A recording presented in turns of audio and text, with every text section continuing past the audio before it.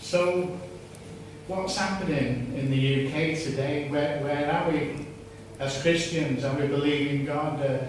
Is healing taking place? Well, I've had many healings myself and I've witnessed healings. But are things happening today like it happened when the apostles were here? Well, yes. They are, but we don't see enough of it, do we? No. We see more. We're spiritual beings living in a physical body. Yeah. So we need to focus more on the spiritual, I believe, than the physical. We're so busy keeping fit, which is good. God wants us to keep fit. But we need to keep our the spiritual part of us fit, don't we? We need to be spiritually fit. Yeah. I've found that most Bible-believing Christians believe that healing is for today. Who believes healing is for today? Everybody. Yeah. Praise God. So what does the Bible say about healing? James 4 verses 14 and 15 says, the prayer of faith will heal the sick. Amen. Hebrews 11 verse 6 says, but without faith it is impossible to please him, God, for he who comes to God must believe that he is a rewarder of those who diligently seek him. Yes. In this verse, we find 3 ingredients that a Christian must possess and continue in when they come to God for healing. They must have faith in God to start with. They must believe he's a rewarder of those who seek him. They must be diligent when seeking the Lord for healing. So we must have faith in God. God is a rewarder of those who believe. And we must be diligent when we seek him for healing. So, let's have a look at some more healing verses. I don't think you can get enough of them, can you? No. Isaiah 53 verse 5. By his stripes we are healed. Matthew 8 verses 16 and 17. He took our infirmities and bore our sicknesses. Jesus took our infirmities on the cross and bore our sicknesses. So, how can we not be healed? He took them on the cross when we became born again. Yeah. He took our sicknesses, our infirmities with him on the cross.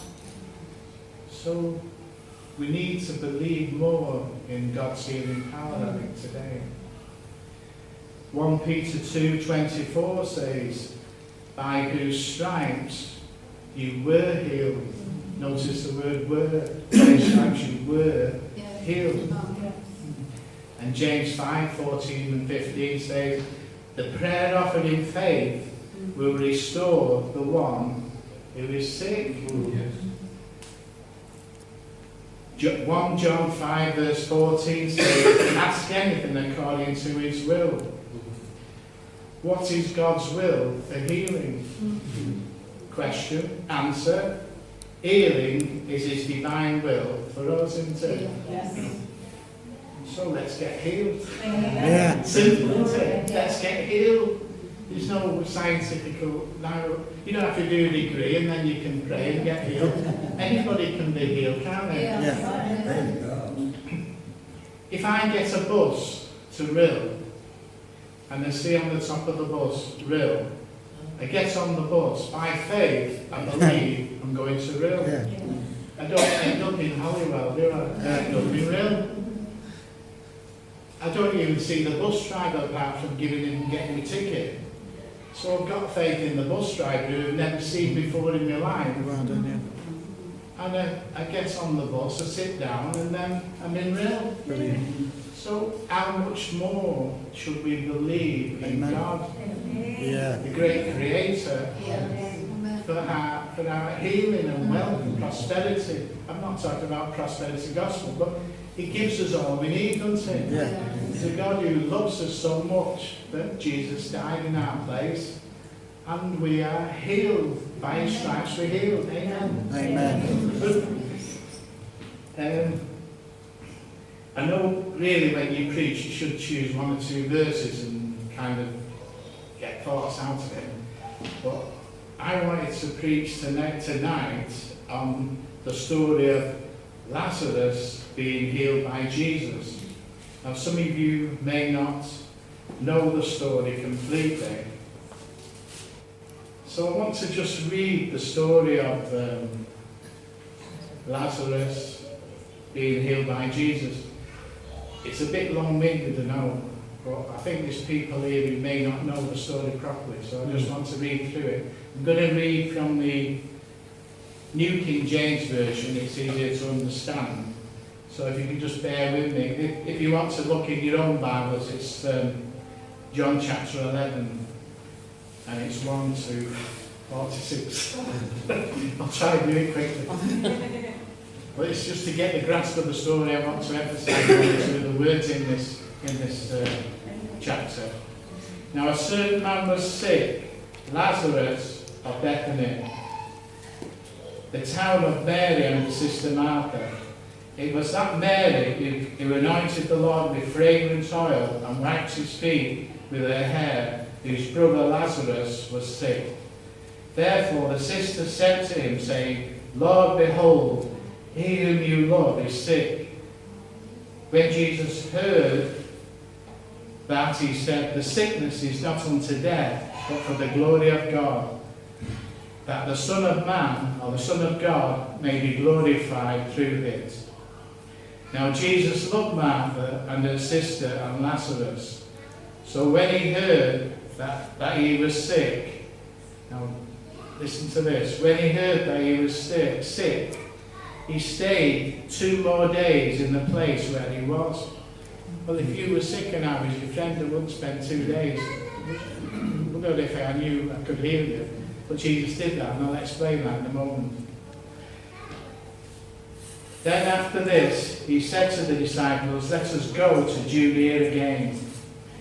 The disciples said to him, Rabbi, lately the Jews sought to stone you, and are you going there again? Jesus answered, are they not 12 hours in the day? If anyone walks in the day, he does not stumble, because he sees the light of the world.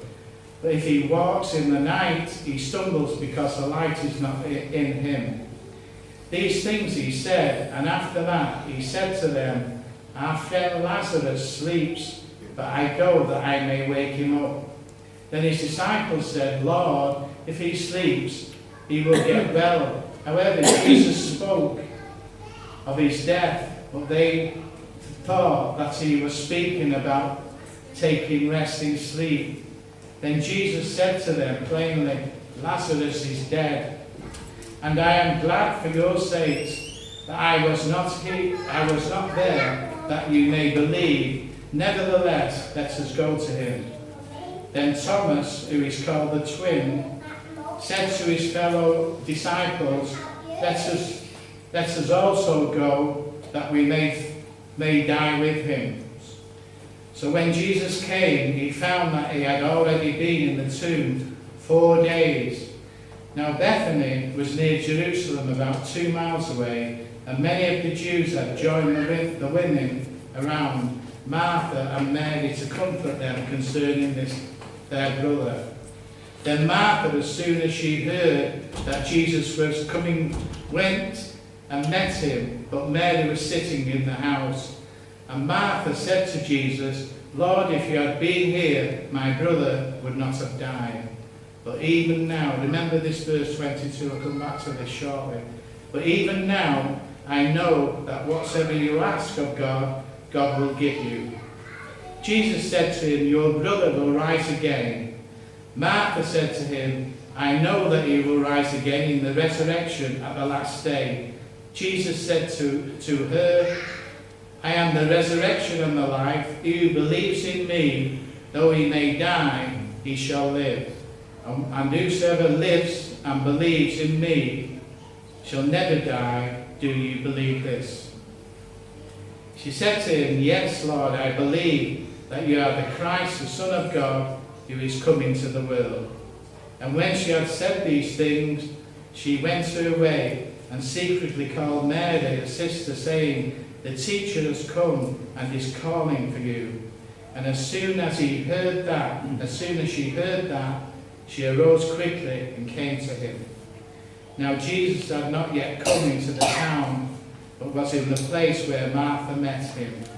Then the Jews who were with her in the house and comforting her, when they saw that Mary rose up quickly and went out, following her, saying, "She is going to the tomb to weep there." Then when Mary came where Jesus was and saw him, she fell down at his feet, saying to him, "Lord, if you had been here, my brother would not have died." Therefore, when Jesus saw her weeping, and the Jews who came with her weeping, he groaned in the spirit and was troubled. And he said, "Where have you laid him?" They said to him, "Lord, come and see." Jesus wept. Jesus wept. Then the Jews said, "See how he loved him." And some of them said, "Could not this man, who opened the eyes of the blind, also have kept him from dying?"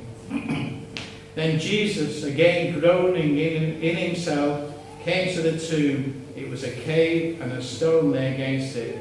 Jesus said, "Take away the stone." Martha, the sister of him who was dead, said to him, "Lord, by this time there is stench, for he has been dead 4 days." Remember, he's been dead 4 days. Come to that after. Jesus said to her, "Did I not say to you that if you would believe, you would see the glory of God?" Then he took away the stone from the place where the dead man was lying, and Jesus lifted up his eyes and said, "Father, I thank you that you have heard me, and I know that you always hear me, but because of the people who are standing by, I said this, that they may believe that you sent me." Now when he had said these things, he cried with a loud voice, "Lazarus, come forth." He would have said, "Lazarus, Lazarus, come on, live, come on, Lazarus." And he who had died came out, bound hand and foot with grey clothes, and his face was wrapped with a cloth. Jesus said to them, "Loose him and let him go." Then many of the Jews who had come to Mary and had seen the things Jesus did believed in him. Amen. Amen. That was a bit of a trap.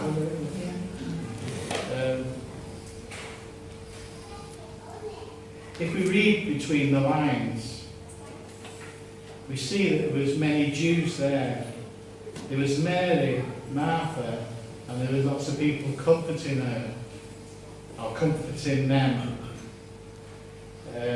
Let's just set the scene a little bit, so we can have a look at, just think who was there. I think, myself, there would have been some Sadducees there. The Sadducees were similar to Pharisees. The Sadducees rejected the idea of the oral law and insisted on the literal interpretation of the written law. They did not believe in an after death, hence you call sad you. They didn't believe in after death. That's a sad way to live, isn't it? You might live for today, mightn't you? So, and they also believed that after 3 days you were dead completely. There was no coming back. They would give people maybe 3 days and you were dead. Lazarus had been dead 4 days, you know. I think there'd be some Pharisees there as well. Pharisees, on the other hand, accepted the written law of Moses, as did the Sadducees, but also accepted the rest of what is for us the Old Testament, as well as a tradition of the elders. I reckon there'd be some priests there, priests with descendants of Aaron. They used to do, I'm not sure the amount, I think it's, they worked in the temple for 3 months, and then they had 3 months off. So there would have been some priests there. Priests were the descendants of Aaron. They worked in the temple, as I just said, in Jerusalem. Most were members of the Sadducees. That's funny, isn't it? Most members of the Sadducees, and they didn't believe in after death, but they worked in the temple. And I think there would have been some rabbis there. Rabbis were like pastors, I suppose, in this day and age. Rabbis were religious leaders who operated out of the local synagogue and not required to belong. They weren't required to belong to any particular family or tribe in order to hold this position. So I don't know whether maybe the rabbis may have been Sadducees and Pharisees and whatever you say, I don't know. So let's look at the points about this story. In verse 5 and 6, let me just read it. Now Jesus loved Martha and her sister, Jesus loved Martha and her sister and Lazarus. So when he heard that he was sick, he stayed 2 more days in the place where he was. Well, I think part of the reason he stayed was because he knew Sadducees would be there. There'd be a lot of Sadducees there, and they believed that after 3 days you were dead. And Lazarus had been in the grave for 4 days. So what a great miracle. It was a better miracle than I've ever thought. He was in the grave 4 days, and Jesus raised him. He did an impossibility. He made possible the impossible, didn't he?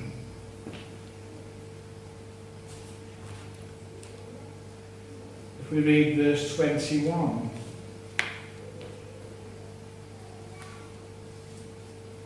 Now Martha said to Jesus, Lord, if you had been here, my brother would not have died. Now I believe verse 22 is the Rhema word for tonight. This is the word I want to say after all this reading. This is the word I want to emphasize. But even now, even now, I know that whatever you ask of God, God will give you. That's the key verse. That's the Rhema word for today. I believe the Holy Spirit gave me this word, just this one verse, really. I've had to go around the houses to get this word to you, because I believe there's people here, you may have been going through things for years. You may have had sicknesses, infirmities. You may have had problems with stress. You may have had problems with smoking. I'm not saying anything wrong with smoking, but my father smoked and he died of chronic bronchitis. They didn't really understand that smoking was so bad for you then. He worked down the pit. He died of bronchitis, mainly because he smoked and worked down the pit. I can understand someone smoking to take the stress away. Maybe you have a cigarette and you feel the stress goes a little bit for a time. But at the end of the day, can't Jesus take the stress away? Can't Jesus take the stress away and heal and stop any addiction such as drugs, anything? So I want to challenge you tonight. I'm not one for putting anybody on the spot, but if there's anybody here who's been struggling for things in sicknesses, diseases, anything at all, I say, and you want to say these words, Lord, even now, if the Holy Spirit is saying to you as an individual, after all you've been through, even now, where is it, verse 22, but even now, I know that whatever you ask of God, God will give you. So I think the even now thing, there's no way I want to put anybody on the spot, but if you feel in your spirit the Lord is, that you can say to the Lord, even now I'm still trusting you. Just let me explain something that happened to a friend of mine. Pastor friend of mine and his wife had a daughter, and she was 8 years old before she walked. They took her to every healing meeting going on around Manchester. He prayed for her, other people prayed for her, but she didn't seem to be healed. There was no manifestation of the healing. But this lady went to a meeting one Sunday night, and the preacher said, "Come out and be healed." And Sue, she was called, the girl who didn't walk. Sue's mother said, "I'm not going. I've been out so many times." But the Holy Spirit whispered in her ear, "What if this is the night I'm going to heal her?" So she went out, and she got up, she was prayed for, she walked, and she ran around the church. She was completely healed. And now this Sue and her husband Bill, the pastors, they go out to Africa preaching. She's got an opening in Russia, and she's led one of the ministers of the government, a lady, to the Lord, and led her to the Lord. She's become born again. So this girl who couldn't walk until she was 8, the Lord used her. I don't know why she couldn't walk till she was 8. I believe in healing, but sometimes it isn't instant, is it? It's a gradual process. So I challenge you now tonight, if the Lord is ministering to you, if the Holy Spirit is saying to you, just say these words, even now. If you can say, even now, Lord, I've been through all this, I've been prayed for, and nothing seems to happen. I say to you tonight, this is a real word, but even now, I know that whatever you ask of God, God will give you. So if you feel that the Holy Spirit is speaking to you, nobody will be bothered about this, but just step forward, I believe. I found it very difficult in the past to step forward, but if there is anybody who feels like this, just come forward to the front, pray, and you will be healed.